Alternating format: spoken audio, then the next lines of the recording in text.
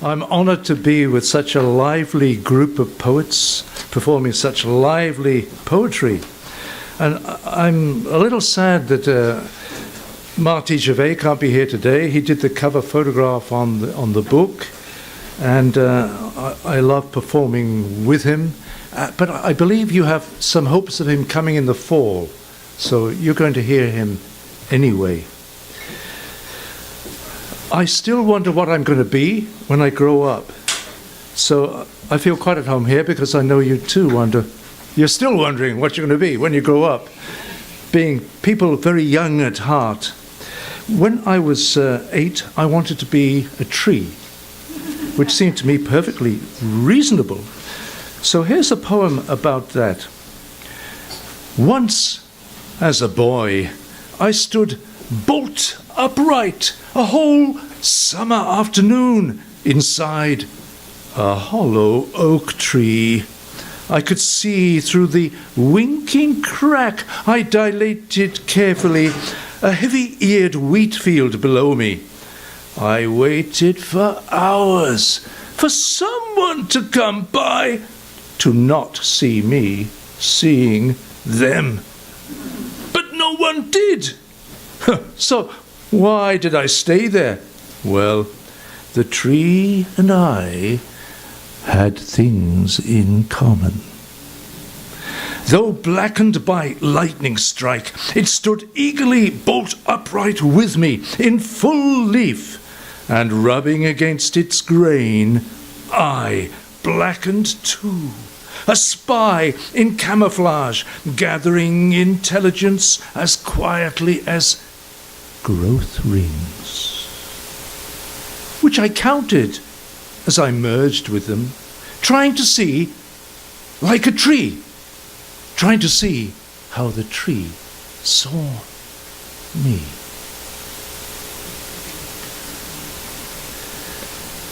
I've always liked to feel part of other things, not separate from them, especially things in nature. People I don't get on very well with, as you can tell, but animals, cats, dogs, raccoons, I get on very well with. But I try to get on well with you because you're so great as hosts and hostesses. I'll tell you a little bit about my first job. I'm really a country boy at heart, although I've lived in a mining town for many years. My first job was on a pig farm. I quit it after a year because it was hopeless for dating. Girls didn't like the way I smelt. Actually, the smell of pigs is just sweet. If you wash, it's not a foul smell, but it did put girls off.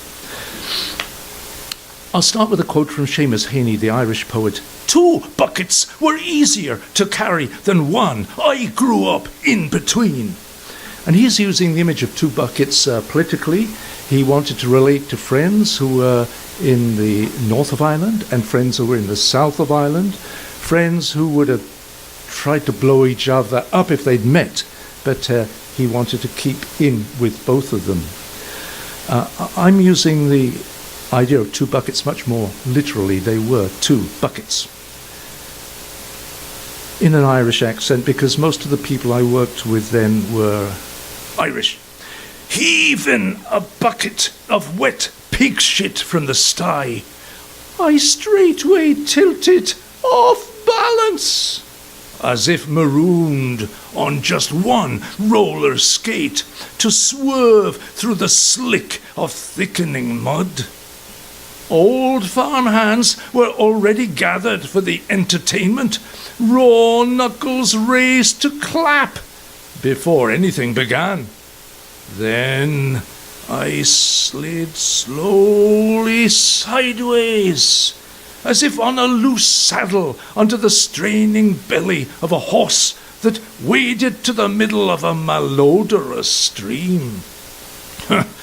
After the applause, I always carried 2 at a time, shoulders balanced between them like pans in a Quaker's scales at the market, sausages exactly equal to the unskinned weights, somehow both buoyed up while dragged down, able to hover in mid-step like the ever-present hawk that was eagerly on the lookout for newborn piglets in the field, able to balance between shit in buckets and simultaneously shouting to ward hawks off, red-knuckled with the poised counterweights of decay and birth in life.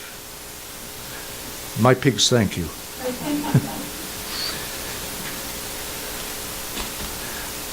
I've been fascinated by how we learn to use tools that our parents used before us. Sometimes they hand on the tools to us, and you learn to bake a cake using the wooden spoon and the wooden bowl that your mother used, and learn more about her and what the activity must have been like for her by doing it. I learned a lot about my grandfather by inheriting his long-handled scythe, and I have the unusual skill today still of being able to cut grass as short as you'd have on a running track or a games field, using just the scythe with no motors, no gasoline burnt, but a lot of muscle work. My father handed on to me his father's long-handled scythe. It learned to wield me that summer. I was hired by the council to trim motley verges on the country roads. At first, I could only slash and stab at insurgent grasses that sprang athletically out of my way, regrouping behind me, with nettles axing the backs of my knees. I was initiated slowly by my instrument into both family history and how to scythe. There's an art to it, how shoulders curve in a broad arc while feet push to stay still, how the wide world keeps on turning while each tussocky small holding struggles to keep its place on a title deed map, how a grandfather's lively eye swept around girls at the market. But his hands returned only to his scythe's long handle, well cured by sweat and blisters bursting like meteors, and the grain and curve of his smooth, well-seasoned, weather-beaten but springy, well-fitted wife. By summer's end, grandfather's hands were always under my own on that scythe. I've spent some years in the bush outside Sudbury between two very small communities called Wanapate and Wanup on Red Deer Lake, and each spring with snow melting the lake, the river rose higher and higher, filled my earth basement with water, and I was waiting for it to get even higher. Here's a poem, as it's raining outside, about too much water being around. River. The river is rising, a stake that marked yesterday's shore now measures ripples just as accurately. My rose bush swims breaststroke stiffly, swaying with undertow. As rain keeps falling, ducks tread water overhead, caught in the currents of clouds. Snow melts, winter passes, a river passes, a tree passes, waving long roots as it rolls, bucks and flounders. My footprints back from the bank spurt full immediately. Even thoughts start to leak. If, as scientists say, we're mostly water, one thing marks me off still from rivers: I'm a puddle that walks. Yet as I slip to my knees in the mud, any distinction between flowing and my walking passes too. Just a temporary, inaccurate marker. I'm river. River me. We watch the weather news because I have relatives in Brisbane, as you're back from Australia, who are having floods, and a niece's house has been underwater. I have a brother near Liverpool, and the sea is coming up over the end of his road. So here's a poem. As it's raining, I wouldn't have read this otherwise. I'd have read a sunny poem. Here's a poem about it raining so hard. Is that all right, Sheila? I could read it in Australian. All right, I will say it. It rained so hard, the fish were drowning, and birds flapped wings like manta rays. Men with beards stroked seaweed on their chins. My dog shook herself into tributaries for the Mississippi. Her nose bobbed on my knee like a fisherman's shiny black float. Clocks told depth, not time. It rained so long, couples on honeymoon wondered what marriage was about. Would they celebrate 50th anniversaries of unbroken flood? In the hen house, hens laid thin-shelled puddles. Smoke was scared to rise from chimneys and let in waterfalls instead. Wood stoves boiled up their wood into soups of warmth. It rained so solid. 3-sided bandstands raised 4th sides from ever-reliable waterspouts and trumpeted out silver spray. Homes went on voyages from their foundations, leaving 5 generations of photos in carefully collected albums of mud. It rained so black, belief in the sun slipped to crude superstition taught by televangelists to chink coins in the plate for buying umbrellas with handles of gold. But that a devil drowned cattle in barns was undeniable truth. Never had Deeble in back 40 till Grandpappy's time. It rained so lumpy on the Great Lakes, ships' captains rolled up their rum and drank away all their charts. On land, hollow trees became city reservoirs.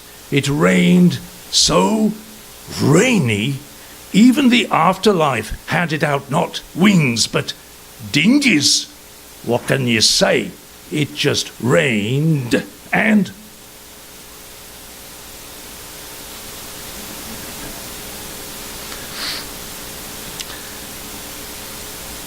I was bombed out of my pram, but since then I've often picked myself up out of ditches. My wife sees to that. Here's a poem about the ruins which were very slowly built back after the Second World War in England, a poem called Parking a Life. After the wartime bombing and later slow rebuilding, we found grandmother's house was now under a car park. Her life had been lived at Lot B63. An orderly life between the white lines. It was neatly kept with new tarmac. A grey minivan parked there. Windows down, the car radio played Mozart. A theme and variations that didn't at first seem variations on anything that stayed the same.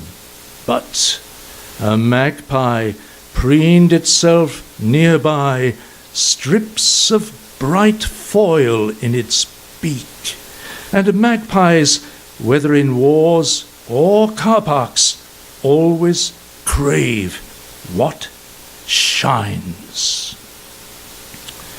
So if you think too much is changing too quick in the world, some things don't seem to change. As in Chaucer's time or before, we all love bling. Don't deny it. You try and deny it. Bling of your favorite kind. And Hitler loved bling too. And Mr. Trump, I won't comment on, but maybe he loves bling too. And will be no different from me in that case. But I like a different kind of bling, which my wife wears around her neck. I'm very interested in climate change, not how to combat it, because I don't think we can, but how to deal with its effects on us as sea levels rise. And I think climate change will change not just our landscapes, but right now it's changing our language. Climate change of language is something we could look at. As nature changes around us, we run out of words to describe what we see before us. Our words fit what we could see before. Here's an example. I have Canada geese flying over my lake, and they used to fly in arrow formations. That's partly how I knew they were geese, when they were very small spots in the sky. But in some of the rough weather we have, they can't fly in arrow formations. And so I'm not sure what those dots are. The climate change of language. Geese fly over our lake. Arrowhead formations point reassuringly to the return of spring. But today, hurricane-force winds swirl nearby. Climate change? Arrowheads reconvene as splatters of squawking ink blots across ever-changing action-painted skies.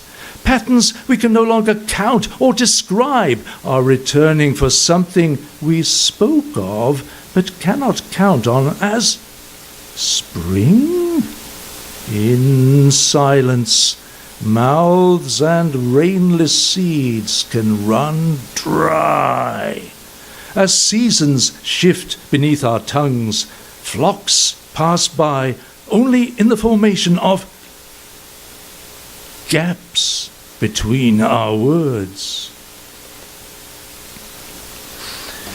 Like you, I sometimes get telephone calls in the middle of the night, and no one is on the end of the line. Probably the same person is calling you. In the middle of the night, you're woken by the phone. Hello? Hello? Hello? Anyone there? No answer, though the line stays assertively open until you hang up. It's as though the speaker had already sailed past on the crackle of acoustic waves, vanishing without trace into a Bermuda Triangle. Or was it a call from one of the thousands of poets named anon throughout history? He or she is still happily unlocatable, and silence is poetry too. Perhaps a robocall from the Revolutionary Party of Canada in advance of its never forming. It's what African masks on the wall have been shouting for ages, hung from their outspoken nails. On spooky nights, it's the no howl of a werewolf as it hides from silver bullets. It's whatever's left when, in climate change, margins of pages spill over and flood the islands of all texts. It's an absent presence, a nearness that's far, the utterance of a star so distant you're not sure that it or you is at the window at all. You curl up again in bed, an embryo, slipping into the past or the future, uncertain, as usual, which, in either direction, you wander among plants that are able to think. The quiet on the phone was the thought of a plant. Its beckoning hush shimmers in your dreams like hand-signing stands of goldenrod. Now I have to face a difficult task. I have to make a confession to you, and this is in public, and part of a group of poets who will mouth this off to other people because words are their craft. Yes, a confession about something I inadvertently did at the Allenby Bridge between Jordan and Israel when with family we were coming from Jordan into Israel, wanting to visit both countries. At the border control we'd just passed through, troops still hiked up guns to their eyes every now and again, scoping us calculatingly, but with no obvious intent to counteract the rapid fire of a booming sun. They looked down their gun sights at us, as if guns were only cameras taking snapshots for a family album. And even whole albums don't kill. The muzzles of their guns jerked up and down, still trying to interrogate us with a visual grilling and strip search, which guns can never stop trying to do. Waiting with my wife and small sons for a delayed taxi to arrive past more photo shoots of roadblocks, and tired like the soldiers with salvos of sun, I took my 6-year-old's hand and walked off the side of the road, up a sandy slope to see what lay beyond a golden city. Some pillars of peace, nothing but another gun-sighted slope of sand. Coming back, I noticed a sign I'd not seen on the way up. Beware! Landmines! Not seen that even guns were better cradled than I'd cradled the hand of my son. Afterwards, I couldn't unclasp my fingers. Sometimes a poem must remain a clenched fist, not an opening hand. I'm amused and frustrated in life by paradoxes and contradictions that surround us, which you can't really think away, although I try to do as a philosopher, but I don't think philosophers have ever succeeded.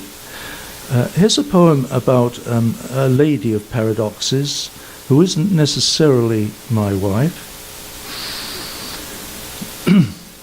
And perhaps I'll sing it. She sleeps best when she's out walking, but reads with both eyes closed. Her dreams are full of glittering streets, her pages with trousseaus. She holds parties to be quite alone, retires to meet a crowd, whispers to be more clearly heard, to hide talks long and loud. She pours tea when she's just hungry, slices bread to have a think, opens the door to shout out draughts, welcomes you at its chink. We both worship the ground she walks on.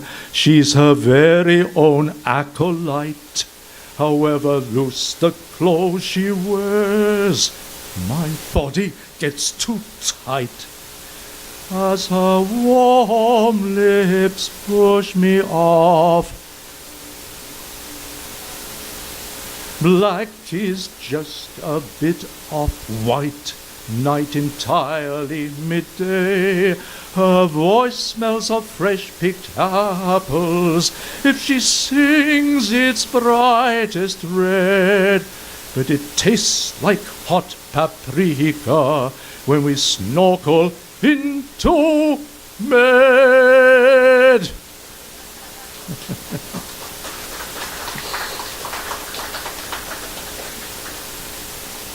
With that applause, I could stop. Thank you for being such a great audience.